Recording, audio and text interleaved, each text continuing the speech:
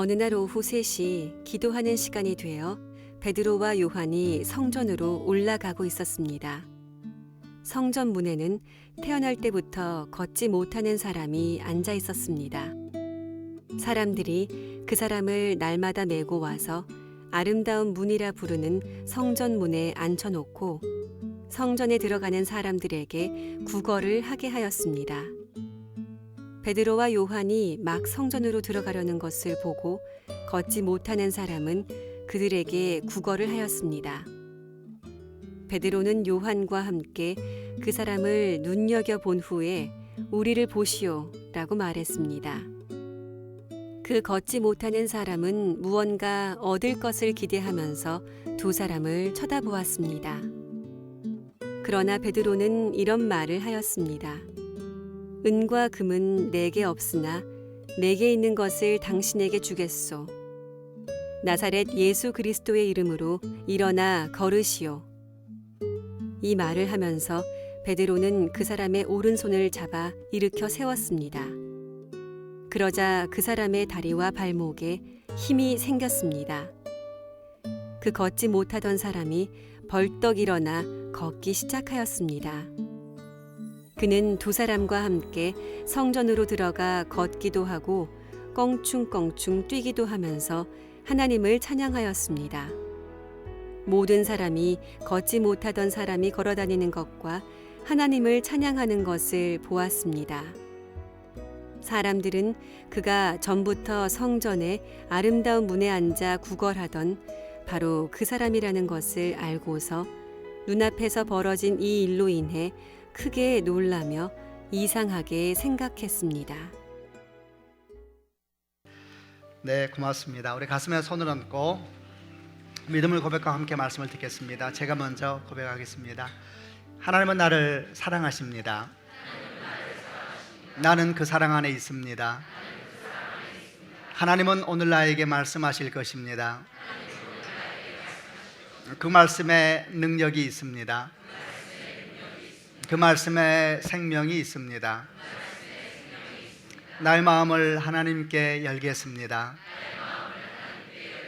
나의 생각을 예수님께 집중하겠습니다. 들은 만큼 변합니다. 들은 만큼 행복해집니다. 사도행전 2장에서 성령께서 강림한 사건이 있고 난 뒤에 제자들의 삶은 그야말로 통째로 변화가 됐습니다.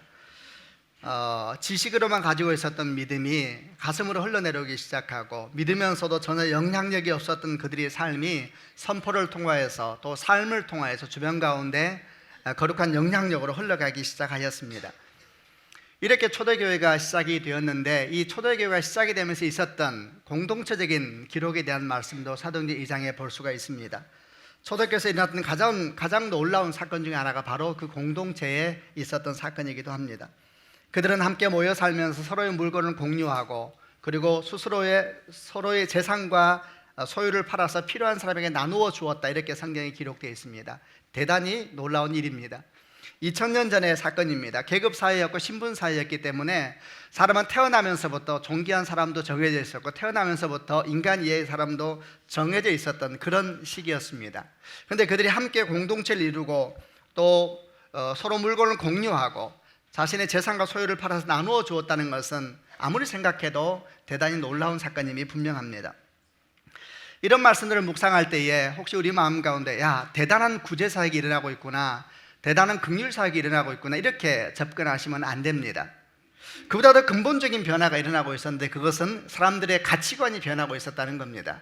사람들의 인생관이 변하고 있었다는 겁니다. 지금까지 그들이 가지고 있었던 인생의 우선순위들, 그들이 소중하게 생각했던 것들이 변화되기 시작하고 그 가치의 순위들이 변화되기 시작하는 그런 일들이 생기고 있는 겁니다. 사도 바울이 빌립보서 3장에서 빌립보 교인들에게 글을 보내면서 했던 말씀이 이루어지고 있었던 것이죠. 사도 바울은 이렇게 말했습니다. 그때에는 이 모든 것이 내게는 너무나 소중하고 가치가 있는 것들이었습니다. 그때라는 것은 예수를 만나기 전에 내가 가지고 있었던 신분들, 내가 가지고 있었던 그 모든 것들이 너무나 귀중하고 소중한 것들이었습니다. 그러나 예수 그리스도를 만난 이후 이 모든 것이 아무런 쓸모없는 것이 되었습니다. 그것들뿐만 아니라 이 세상 그 어떤 것도 내 주 예수 그리스도를 아는 것과 비교가 되지 않습니다. 예수 그리스도를 위하여 나는 모든 것을 버렸습니다. 모든 것이 쓰레기처럼 아무런 가치가 없다는 것을 이제는 압니다. 이로써 나는 그리스도를 알게 되었습니다. 아멘입니다. 그때에는, 내가 주를 알기 전에는, 그때에는 너무나 소중한 것이었습니다. 그때는 그걸 놓으면 죽을 줄 알았습니다. 그때는 그걸 얻기 위하여서 내 모든 것을 바쳤었습니다. 그때는 그것이 너무나 소중하고 가치가 있는 것들이었습니다. 그러나 예수를 만나고 나서 이 모든 것은 변했습니다. 그것이 더 이상 내게 가치가 있는 것이 아니라 예수 그리스도가, 또 그분을 아는 것이 내 인생의 가장 소중한 가치가 되었습니다. 이렇게 고백하고 있는 것 같은 역사가 초대교회에 일어나고 있었던 겁니다. 가치가 통째로 바뀌어지는, 뒤흔들리는 사건입니다. 그것만이 아니라 그들은 예배하기 시작했습니다. 날마다 성전에 모여서 함께 예배했을 뿐만 아니라 또 그 뒤에는 어떤 기록까지 되어 있냐면 자신들이 집을 열어서 함께 식사를 했다라는 기록도 사도행전 2장에 나오는 초대교회의 모습 가운데 하나입니다. 이 또한 대단히 놀랍고 주목할 만한 일입니다. 다시 말하자면 2000년 전의 사건이고 신분사회와 계급사회라 그랬습니다. 이런 곳일수록 빈부의 격차는 큰 것이고 신분의 차이는 좁힐 수가 없이 큰 것입니다. 그런데 이들이 함께 집을 열고 식사한다는 것은 대단히 놀라운 일입니다. 게다가 유대인들이 먹는 일에 얼마나 민감한가에 대해서는 많이 들으셨을 겁니다. 그들은 아무나 하고 밥 먹지 않습니다.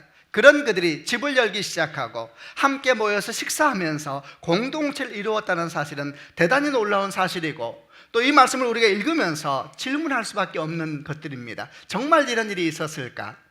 이렇게 우리가 질문할 수밖에 없을 만큼 놀라운 사건이 생기고 있었는데, 이런 일들을 사도행전 2장에 설명하면서, 이런 상황을 설명하면서 두 가지 수식어를 붙이고 있습니다.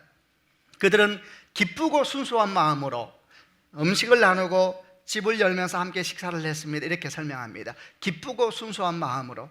그 당시 그들의 마음을 채우고 있었던 성령의 역사를 보여주는 단어입니다. 성령께서 그들을 통치하기 시작하자 그들은 정말 기쁘고 순수한 마음으로 집을 열 수가 있었고 함께 식사를 할 수가 있었습니다. 기쁘고 순수한 마음은 어떤 마음일까요? 사실 어렵지는 않습니다. 비교하지 않는 마음입니다. 평가하지 않는 마음입니다. 서로의 집을 열면서도 집의 크기를 비교하지 않고, 서로 음식을 나누면서도 음식의 맛을 비교하지 않고, 정말 함께 먹으면서 기뻐하고 함께 만나면서 기뻐하였던 그런 역사가 초대교회에서 일어나고 있었다는 겁니다. 오늘날도 어려운 일입니다. 그러나 성령의 역사시자 시대를 뛰어넘어서, 문화를 뛰어넘어서, 환경을 뛰어넘어서 그들은 변화되기 시작했습니다. 아멘입니다. 이렇게 많은 일들이 생기기 시작하면서 오늘 저희가 묵상하려고 하는 사도행전 3장의 사건도 일어나게 됩니다. 사도행전 3장을 좀 주목할 만한 내용은, 이 사도행전 3장이 사도행전에 나타나는 수많은 기적 사건의 첫 시작되는 기적입니다. 성령께서 임하셔서 사람의 삶을 고치시고 회복시키시는 첫 번째 기적 사건으로 사도행전 3장에 나오는 사건이 기록이 되어 있습니다. 먼저 1절부터 5절까지 말씀을 읽으면서 본문 속으로 들어가 보겠습니다. 제가 먼저 1절 말씀을 읽겠습니다. 어느 날 오후 3시 기도하는 시간이 되어 베드로와 요한이 성전으로 올라가고 있었습니다.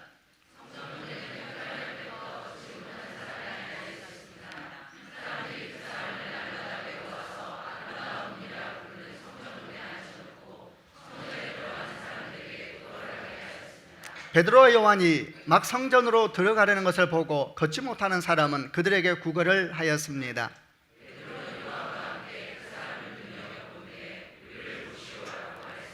그 걷지 못하는 사람은 무언가 얻을 것을 기대하면서 두 사람을 쳐다보았습니다. 오늘 우선 우리가 이 내용의 구체적인 사건을 들어가기 전에 그 앞에 있었던 몇 가지 상황에 대해서 주목을 해보려고 합니다. 우선 이 사건의 시작은 어떻게 시작되냐 하면은 베드로와 요한이 오후 3시가 되어서 성전으로 기도하러 가는 길이었습니다. 그런데 성전 입구에 미문이라고 이름 붙여진, 문이 아주 아름다워서 아름다운 문, 미문이라고 이름 붙여진 문이 하나 있었는데, 그 문 입구에 나면서부터 걷지 못하는 사람, 나면서부터 안진뱅이가 구걸을 하고 있었고, 그 구걸하는 것이 소리가 베드로와 요한의 귀에 들리게 됐습니다. 오늘 이야기 시작은 베드로와 요한의 귀에 들린 소리로부터 오늘 이야기는 시작이 됩니다. 우선 여러분 이 사건을 생각할 때에 이 성전 미문에 앉아 있었던 나면서부터 걷지 못하는 사람이 이날 처음 여기 앉아 있을 리는 만무합니다. 사도행전 4장을 보게 되면 이 사람 나이가 40살 정도 됐다 이렇게 기록이 나옵니다. 그러니까 아주 오래전부터 원래 거기에 앉아 있었던 사람입니다. 이 사건이 일어난 그 당일날 앉아 있었던 것이 아니라 항상 거기에 앉아서 항상 구걸을 하는 사람이었고, 지나가는 사람들에게 뭘 좀 얻을까 하여서 소리를 내면서 그들의 은혜를 구하고 있는, 얻을 것을 구하고 있는 그런 사람이었다는 겁니다. 그러나 오늘 사건이 일어난 이날은 좀 달랐습니다. 왜냐하면 항상 그 사람은 거기에서 구걸하고 소리를 지르고 있었지만은 이 사람의 구걸하는 소리가 오늘 이 시간에 베드로와 요한의 귀에 들렸다는 것입니다. 그래서 어떻게 했습니까? 그 소리가 들리기 시작하자 베드로와 요한은 가는 길을 멈추고 고개를 돌려서 그 소리가 나는 곳을 향해서 보니까 거기에 나면서부터 걷지 못하는 안진뱅이가 앉아 있었던 것을 보게 되고, 그 사람을 성경을 보니까 눈여겨보았다 이렇게 기록을 하고 있습니다. 여러분, 이런 일련의 모습을 묵상하시길 바랍니다. 왜냐하면 이런 일련의 모습이 성령께서 우리 가운데 일하실 때에 어떤 모습으로 일하시는가에 대해서 가르쳐주는 좋은 교훈이 있기 때문입니다.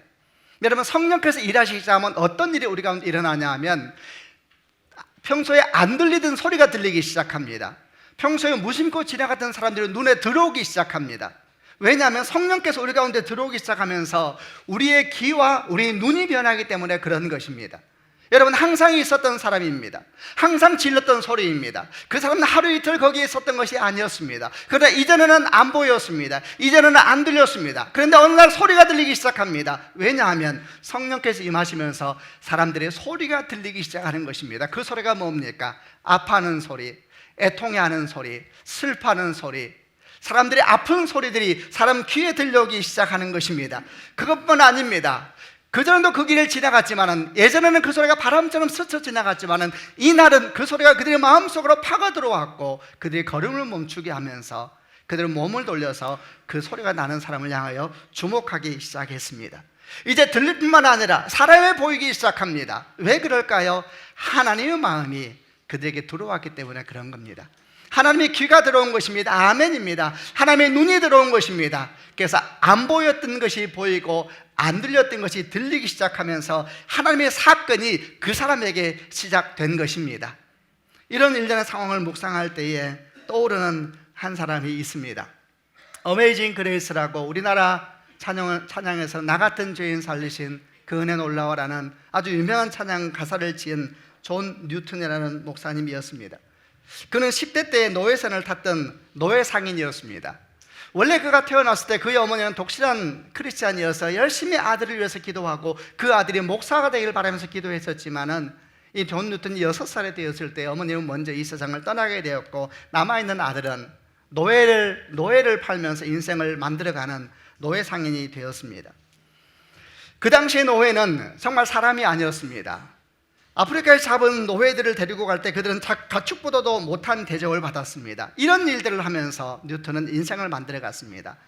다른 사람이 생명을 담보로 하여서 자기 인생을 부유하게 만들려는 사람, 다른 사람의 자유를 뺏어서 자기 자유를 즐기려고 하는 그런 인생이 존 뉴턴이 선택한 인생이었습니다. 그는 그 길을 계속 하다가 드디어 20대 나이가 되었을 때에 그는 성공했습니다. 그는 노예선의 선장까지 됐습니다. 그리고 어느 날, 그날도 노예를 태우고 아프리카 사람을 잡아서 노예를 태우고 짐승처럼 배 밑에 넣고 항해하고 있는 중에 큰 폭풍우를 만나게 됐습니다. 그 폭풍우는 감당할 수 없는 폭풍우로 다가왔을 때에 존 뉴턴이 처음으로 진정으로 주께 기도합니다. 아마도 이런 기도가 그의 어머니가 어릴 때 쌓아놨던 믿음의 유산일 것이라고 생각을 합니다. 그는 최초로 진정으로 기도합니다. 하나님이여, 나를 살려주십시오. 하나님의 특별한 은혜가 있어서 그 폭풍은 무사히 지나가게 되었고, 이 진정한 기도로 말미암아 존 뉴턴의 인생은 완전히 변화되게 되었습니다. 그가 하나님을 경험하게 된 것입니다. 그리고 난 다음에 그의 인생에 변화가 시작되었습니다. 어느 날 사람이 보였습니다. 어느 날 그의 눈에 사람들이 보였습니다. 배 밑을 보니까 사람들이 앉아 있었습니다. 그 전까지는 사람들이 아니었습니다. 그전에는 사나라 보이지도 않았습니다. 그들의 신음소리도 들리지 않았습니다. 그 머리 하나하나는 자기 인생을 부유하게 하는 돈이었고, 사람을 볼 때마다 돈으로 계산하는 사람이었고, 그들은 사람이 아니라 돈이었습니다. 그런데 어느 날 사람이 보였습니다. 그 배 밑에 사람이 있었습니다. 그들의 신음소리가 들려왔습니다. 그들이 고통받는 모습이 들어오기 시작했습니다. 존 뉴턴 인생은 완전히 변해버리게 되었고, 그런 훗날 성공의 목사가 되어서 노예를 해방시킨 일에 평생을 헌신하게 됩니다. 그래서 영국에서 노예 해방시킨 일에 아주 중요한 일을 감당하였던 윌리엄 윌버포스의 영적 후견인이 되어서 그가 포기하지 않고 그 일을 계속 걸어가도록 기도하며 격려하는 믿음의 사람이 되었습니다. 성령께서 역사하실 때에 바로 이런 일이 생기게 되는 것입니다. 소리가 들리기 시작하고 눈에 보이기 시작했을 때에 베드로, 요한의 삶 가운데 하나님의 역사도 다가오고 있었습니다. 만약에 여러분 그날 그 시간에 베드로가 그 소리를 무시하고 그냥 성전으로 들어가 버렸다면, 그날 그 시간에 소리는 들릴지라도 잠시 걸음을 멈추고 그 사람을 주목하지 아니하고 나 기도하기 위해서 바쁘다 라고 말하면서 성전에 그냥 들어가 버렸다면, 오늘 우리가 이야기 나누고 있는 사도행전 3장에 사도행전의 첫 번째 기적 사건은 일어나지도 않았을 것이고 기록되지도 않았을 것입니다. 다시 한번 우리는 기억해야 됩니다. 성령의 역사는 들리지 않는 소리가 들어오게 하고, 그리고 주목하지도 않았던 사람들을 주목하게 하는 역사인 것입니다. 우리 가운데 그런 일이 생길 때마다 멈추어 서서 그를 가만히 주목하는 축복이 있으시기를 바랍니다. 우리 마음 가운데 안 들렸던 소리가 들리기 시작하고, 평소에 보지도 않았고 관심도 없던 사람들이 들어오기 시작하고, 그 사람을 향할 마음이 길어지기 시작할 때마다 혹시 성령께서 나를 타치하시는 것은 아닌가 생각하면서 멈추어 서서 그를 주목할 때에 하나님께서 마음을 뜨겁게 하실 것이고, 그리고 사도행전에 나타나는 베드로와 요한의 역사가 우리 삶 가운데도 일어날 수 있다는 것을 기억하시는 축복이 있기를 바랍니다. 동시에 우리는 이 상황을 묵상하면서 또 한 가지 배울 것이 있습니다. 그것은 이 놀라운 기적이 일어났던 그 시간과 그리고 그 배경에 대한 것입니다. 이때는 언제였냐 하면 성경은 기록하기를 오후 3시 유대인들이 기도하는 시간이었다. 베드로가 기도하는 시간이 되어서 성전으로 기도하러 올라가는 중이었다 그랬습니다. 유대인들은 하루 3번씩 정기적으로 기도를 하였습니다. 보통 그 시간을 오전 9시, 오후 3시, 그리고 저녁에 잠잘 무렵이었을 것이다 이렇게 얘기를 하는데, 이런 습관들은 유대인들이 가지고 있었던 좋은 신앙의 습관이었습니다. 이런 유대인들이 가지고 있었던 정기적인 기도의 습관, 좋은 신앙의 습관을 잘 보여주는 것이 구약에 나오는 다니엘이 했던 기도의 모습 중에 하나입니다. 이들은 정기적으로 기도하는 습관을 가지고 있었고, 이런 기도의 시간을 소중히 여겼습니다. 그런데 여러분, 초대교회에도 그랬습니다. 초대교회 그들은 유대인이었지만 성령의 특별한 은혜를 받으면서 완전히 모든 것이 변했습니다. 여러분, 성령의 역사는 대단하였고 놀라운 현상들을 동반하였고, 그들의 삶 가운데 정말 하나님께서 일하고 계시는구나 라고 말할 수밖에 없는 흥분됨과 감동과 기쁨을 선사해 주었습니다. 이제 드디어 예수 그리스도 안에서 구원의 역사가 완성되고 있구나, 구약의 모든 예언이 바로 이분이 분명하구나 라는 확신이 막 일어나기 시작하고 뜨거운 열정이 일어나는 상황이었을 겁니다. 그들은 아마도 알았을 것입니다. 이제 모든 유대인들은 율법을 넘어서 은혜의 시대로 나아가야 된다. 이제 우리는 다 그리스도 앞에 나아가야 된다. 이런 마음으로 아마 제자들과 사도들의 마음은 가득 차 있었을 겁니다. 흥분과 기쁨, 이런 것이 가득 차 있었을 겁니다. 그런데 그와 동시에 우리가 초대교회의 제자들 모습 가운데 잊지 않아야 될 것은, 그런 흥분 속에서도, 그런 기쁨 속에서도 원래 그들이 가지고 있었던 좋은 믿음의 습관들을 놓지 않았다라는 겁니다. 그들은 하나님의 놀라운 감동과 기적을 보았지만 그들의 삶 가운데 있었던 믿음의 좋은 습관들, 반복적으로 기도하고 정해놓은 시간에 기도하는 이 놀라운 유대인들이 가지고 있던 좋은 믿음의 습관을 놓지 아니하고, 이젠 그런 것은 중요하지 않아 이렇게 말하지 않고 그 좋은 습관도 계속 가져가면서 하나님 앞에 기도하고 성전에 나아가서 예배하고 있었던 겁니다. 그리고 바로 그런 시간 중에 오늘 베드로와 요한이 우리 가운데 보여주고 있는 하나님의 사건도 시작이 되었습니다. 이것도 우리에게 무엇을 가르쳐 주냐 하면, 하나님의 사건이라는 것은 아주 평범한 일상에 반복되는 건강한 신앙 태도로부터 시작된다라는 것을 가르쳐 주는 겁니다. 이런 비슷한 상황이 사도행전 10장에서도 한번 나옵니다. 사도행전 10장도 기독교 역사에 있어서 아주 중요한 장입니다. 왜냐하면 이방인에게 최초로 성령이 임한 사건이 기록되어 있습니다. 사도행전 10장에서 가이사랴의 고넬료라는 사람이 나옵니다. 그는 로마의 백부장이었고 그리고 이방인이었습니다. 근데 그가 하나님을 믿는 사람이었습니다. 언제 믿었는지는 모르지만 그는 이방인이었지만 하나님을 믿었고, 그리고 유대인들이 가지고 있었던 좋은 신앙의 습관을 배우려고 했습니다. 그래서 그도 정기적으로 기도하였고, 그리고 그와 그의 모든 집이 하나님을 예배할 뿐만 아니라 주변에 있는 가난한 사람들, 어려운 사람들에게 베풀기를 기뻐하는 그런 삶을 사는 사람이었습니다. 어느 날 이 고넬료가 또 기도 시간이 되어서 주 앞에 무릎을 꿇었습니다. 그리고 그 기도의 시간에 갑자기 환상이 보이기 시작하면서 주의 음성이 들립니다. 주님께서 말씀하셨습니다. 욥바에 사람을 보내서 베드로라는 사람을 데려와라. 그가 널 위해서 기도하게 될 것이다. 그래서 고넬료는 일어났을 때 이 말씀을 따라 욥바에 사람을 보내게 되었고, 베드로가 와서 그와 그의 가정에 안수할 때 성령이 임하시는 사건이 사도행전 10장에 기록되어 있고, 이것이 바로 이방인에게 최초로 성령이 임하였던 위대한 하나님의 사건이고 교회사적인 사건입니다. 이 시간도 언제 일어났습니까? 그가 가지고 있던 좋은 믿음의 습관들 속에서, 그가 가지고 있던 좋은 믿음의 삶 속에서 자연스럽게 일어났던 하나님의 사건인 것입니다. 우리는 여기서 평범한 건강한 믿음의 습관이 얼마나 중요한가에 대해서 알아야 됩니다.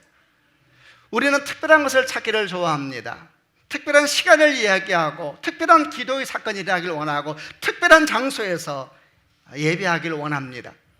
때때로 우리에게는 그런 시간이 필요할 것입니다. 우리는 그래서 기도원을 가기도 하고 집회를 찾아다니기도 하지만은, 그러나 우리가 놓지 말아야 될 것은 우리의 신앙의 승부수가 결정되는 것은 특별한 장소가 아니라는 것입니다. 우리의 신앙의 승부수가 결정되는 것은 교회도 아니고 기도원도 아닙니다. 우리가 살아가는 삶의 현장입니다. 가정에서, 직장에서 우리가 호흡하고 살아가는 그 자리에서 신앙의 승부는 결정되는 것입니다. 아멘입니다. 바로 그 자리에서 우리는 성령의 임재가 필요한 것입니다. 그 자리에서 주의 임재의 능력이 필요한 것입니다. 아멘입니다. 우리는 오늘 베드로와 요한이 그가 가지고 있었던 건강한 믿음의 습관을 따라서 시간이 되었을 때 성전에 기도하기 위해서 올라갔을 때에 그 여정 가운데 하나님의 사건이 기다리고 있음을 기억하면서 우리 또한 우리의 삶의 자리에서 이런 건강한 삶을 훈련하고 연습하는 인생이 되시기를 축복합니다. 여러분만의 건강한 믿음의 습관을 만드셔야 합니다. 아멘입니다. 그것이 혼자 책을 펴고 묵상하는 것이고, 그것이 홀로 문을 닫고 자기만의 골방을 만드는 것이고, 그것이 자기만의 시간을 구별하여서 그 시간을 보호하면서 기도해야 되겠다 작정하고 기도하는 모습이 그런 것입니다. 직장에 나가서 남들보다 조금만 더 일찍 가서 다시 10분이라도 20분이라도 잠깐 묵상을 하면서 하나님의 은총을 구하는 사람이 바로 그런 길을 걸어가는 사람이고, 아이들을 학교에 보내고 남편을 직장에 보내고 난 다음에 집에 있는 어머님 같은 경우에는 잠시 시간을 내서 그 모든 시간, 잠깐 조용한 시간에 그 시간을 보호하면서 하나님이여 은총을 베푸소서, 주께서 내와 함께 하소서 기도하면서 나아갈 때에 바로 그 시간이 베드로와 요한이 기도 시간이 되어서 성전에 올라가는 그 사건이 되는 축복이 있을 것입니다. 아이들을 하루를 다 끝내고 난 다음 집에 와서 잠자리를 들기 전에, 아이들을 재우고 다 잠자리에 들기 전에 잠시 무릎을 꿇고 하루를 성찰하면서 내 아버지여 은총을 베푸소서 기도하면서 주의 은혜를 구할 때에 바로 그 자리가 사도행전 3장에 하나님의 영이 임하시며 하나님의 회복이 임하며 기적이 임하는 자리가 되는 것을 믿는 축복이 있기를 바랍니다. 바로 거기에서 승부수는 결정이 나기 때문에 그렇습니다. 아멘입니다. 자, 이런 상황 속에서 오늘 우리가 조금 더 주목하려고 하는 사건이 시작이 됩니다. 6절부터 10절까지 말씀을 읽어보겠습니다. 제가 먼저 6절 읽겠습니다. 그러나 베드로는 이런 말을 하였습니다. 은과 금은 내게 없으나 내게 있는 것을 당신에게 주겠소. 나사렛 예수 그리스도의 이름으로 일어나 걸으시오.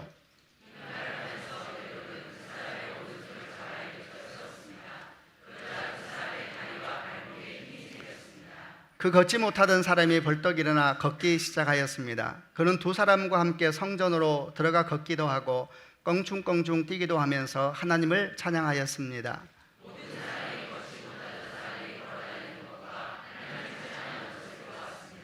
사람들은 그가 전부터 성전의 아름다운 문에 앉아 구걸하던 바로 그 사람이라는 것을 알고서 눈앞에서 벌어진 이 일로 인해 크게 놀라며 이상하게 생각했습니다. 아멘입니다.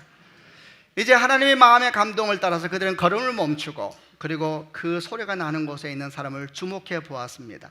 그럴 때에 그들의 마음이 뜨거워졌을 것입니다. 그리고 하나님의 감동을 따라 그들은 믿음으로 선포하기 시작합니다.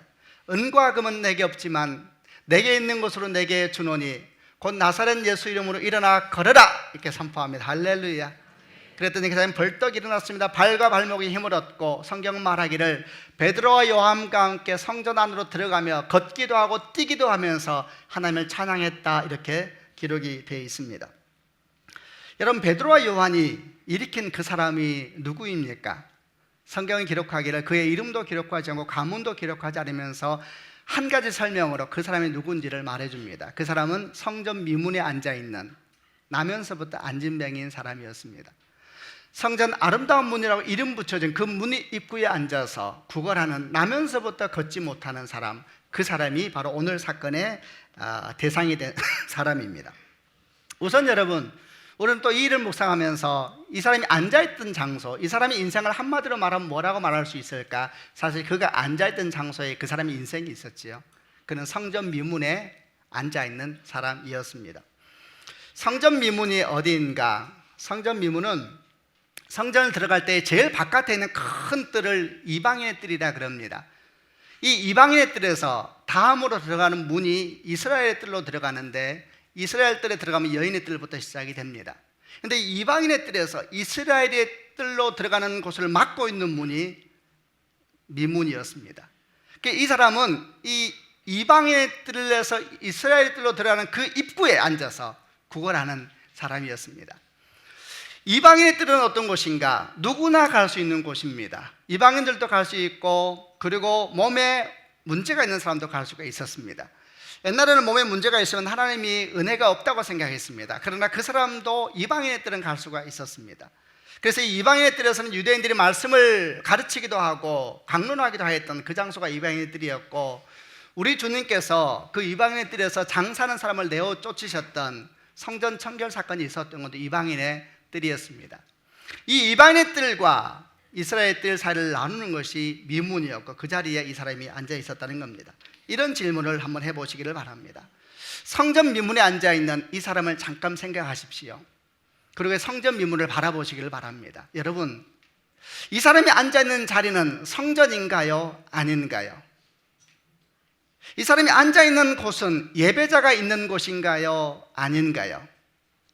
여러분, 성전 미문은 참 묘한 자리입니다. 왜냐하면 성전 미문은 성전 같지만 사실은 성전은 아닙니다. 그는 예배하는 사람 같지만 결코 그는 예배자가 아닙니다. 바깥에 있는 사람이죠. 그는 하나님의 은혜 바깥에 있는 사람이고, 하나님의 은총 바깥에서 묘하게 자리 잡고 있는 사람이 성전 미문에 앉아있는, 걷지 못하는 사람의 모습이 보여주는 것입니다. 그런데 여러분, 특이한 것은 이 성전 미문에 오래 앉아있다 보면 사람이 착각에 빠집니다. 자기가 성전에 온 줄 압니다. 자기가 하나님께 예배하고 있는 줄 압니다. 오늘 성경에 나온 것처럼 그는 날마다 사람들이 옮겨서 그 자리에 앉혀놨다 그랬습니다. 그는 날마다 성전에 간다 이렇게 말할지 모릅니다. 그러나 사실 그는 성전에 가지 않은 사람입니다. 성전 미문에 오래 앉아있다 보면 착각에 빠져서 자기가 괜찮은 믿음의 사람인 줄 압니다. 자기가 예배하는 사람인 줄 압니다. 자기가 하나님의 은총 안에 있는 사람인 줄 압니다. 자기가 괜찮은 사람인 줄 오해하기 시작하지요. 그런 자리가 성전 미문이라는 곳이 주는 자리의 특징입니다. 우리는 이 성전 미문에 앉아있는 이 사람을 바라보면서 우리 삶과 관련된 조금 더 실제적인 묵상을 해볼 수가 있습니다. 사실 이 사건이 오늘날 우리에게 주는 교훈은, 우리 주변 가운데, 사실 여러분 가운데서는 나면서부터 걷지 못하는 사람은 없습니다. 그러나 저 문제는 뭐냐 하면은 성전 미문에 앉아있는 영적 안진병과 같은 사람은 수없이 많이 있다는 것입니다. 마다 테레사가 이전에 이런 말을 한 적이 있습니다. 그는 평생 가난한 자를 위하여서 삶을 살았고, 먹지 못하는 사람, 배고픈 자를 위해서 나누어주고 죽어가는 사람을 돕는 하나님 일을 했었는데, 그는 이렇게 말을 했습니다. 오늘날 정말 심각한 기근은 먹지 못하는 기근이 아닙니다. 어쩌면 먹지 못한 일은 점점 더 줄어들고 있지만은 보다 더 근본적이고 중요한 기근은 사랑하지 못하고 사랑받지 못하는 영적 기근입니다. 그리고 이 기근이야말로 훨씬 더 심각한 것이며 훨씬 더 중요한 것입니다. 이런 이야기를 했습니다. 육체적으로 질병이 있는 사람은 자기가 질병이 있는 거라도 알 것입니다. 그러나 영적인 안진뱅이들은 성전 미문에 앉아 있으면서 평생 그렇게 살고 있는 영적인 안진뱅이들은 자기가 그런 상태에 있다는 것도 인식하지 못하면서 살기 때문에 훨씬 더 위험한 것이고 훨씬 더 조심스러운 것입니다. 이 성전 미문에 머물고 있는 이 사람을 바라보면서 우리는 가만히 묵상을 해봐야 됩니다. 혹시 그 사람이 나는 아닌지, 혹시 그 사람 모습 가운데서 내가 가지고 있는 어떤 신앙의 모습이 발견되지는 않는지 진지하게 묵상을 하면서 바라보아야 합니다. 왜냐하면 그 자리야말로 이것도 아니고 저것도 아닌 자리에 있으면서 착각하게 하는 자리이고, 그리고 세상에도 적당히 발을 내딛고 하나님께도 적당히 발을 디디면서 마치 자기가 하나님의 사람인 것처럼 생각하게 하는 묘한 자리가 바로 그 자리이기 때문에 그런 것입니다. 여러분, 이 자리는 우리가 있을 자리가 아닙니다. 아멘입니다. 그것은 성전이 아닙니다. 그것은 예배하는 자의 자리도 아닙니다. 거기는 하나님의 사람이 있을 자리가 아닙니다. 이런 사람마다 일어나서 우리는 성전 안으로 들어가야 되는 것입니다. 조금만 더 가까이 일어나서 들어가야 되는 것입니다. 베드로와 요한이 성전 미문에 앉아있는 그 안진뱅이를 보면서 마음이 뜨거워졌습니다. 그리고 그는 이렇게 외쳤습니다. 금과 은은 내게 없지만은 내게 있는 것으로 내게 주느니 곧 나사렛 예수 이름으로 일어나 걸어라. 할렐루야. 이렇게 말할 때 그가 일어났습니다. 사랑하는 성도 여러분, 저는 말씀을 묵상하면서 제 자신의 모습 가운데서 바로 이런 성전 미문에 앉아있는 믿음의 모습 같은 걸 발견하고, 주여 내게 이런 은총이 필요합니다. 나도 일어나길 원합니다. 아멘입니다. 그렇게 기도하고 그렇게 소망하게 되었습니다. 여러분도 마찬가지입니다. 혹시 여러분 삶 가운데, 믿음 가운데 성전 미문에 앉아있는 안진뱅이와 같은 믿음의 모습이 있다면 이 시간 선포합니다. 금과 은은 내게 없지만 나사렛 예수 이름 명하노 일어나 걸을지어다. 아멘. 성경은 뭐라고 기록하고 있습니까? 그러자 베드로가 그의 손을 잡고 일으키다가 벌떡 일어났습니다. 발과 발목에 힘을 얻고, 그 다음 뭐라고 말합니까? 두 사람과 함께 성전에 들어가서 걷기도 하고 뛰기도 하면서 하나님을 찬양했다 그랬습니다. 한 번도 들어간 적이 없었던 성전, 이 하나님의 역사가 일어나기 전까지 그런 성전에 들어갈 수 없었습니다. 그러나 베드로가 그의 손을 잡기 시작하자 그는 생전 처음으로 베드로와 요한과 함께 성전을 들어가서 걷기 시작하고 뛰기 시작하면서, 그리고 나오고 들어가고 할 수가 있었던 겁니다. 이게 신앙입니다. 신앙이라는 것은 주를 향하여 더 깊이 들어가는 것뿐만 아니라 세상을 향하여 다시 나아가서 거룩한 영향력의 삶을 사는 것인데, 드디어 성전 미문에 있던 이 안진뱅이는 그리스도인이 된 것이고 하나님의 사람이 된 것이고 예배자가 된 것이고 하나님의 거룩한 능력의 인생이 된 것입니다. 아멘입니다. 베드로와 요한이 이 안진뱅이를 향하여 선포했던 내용도 기억하셔야 됩니다. 금과 은은 내게 없지만 내게 있는 것으로 네게 주느니 곧 나사렛 예수 이름으로 일어나 걸을지어다. 그는 이렇게 말하지 않았습니다. 나사렛 예수의 능력으로 네게 명하노니 일어나 걸을지어다. 나사렛 예수의 은혜로 너에게 명하노니 일어나 걸을지어다. 그렇게 말씀하지 않았습니다. 생각한데 그렇게 말씀해도 일어났을 겁니다. 그러나 성경에서 우리 가운데 예수의 이름에 대한 걸 분명히 말씀하고 있는 것은 분명히 계시입니다. 이건 하나님께서 우리에게 주신 교훈입니다.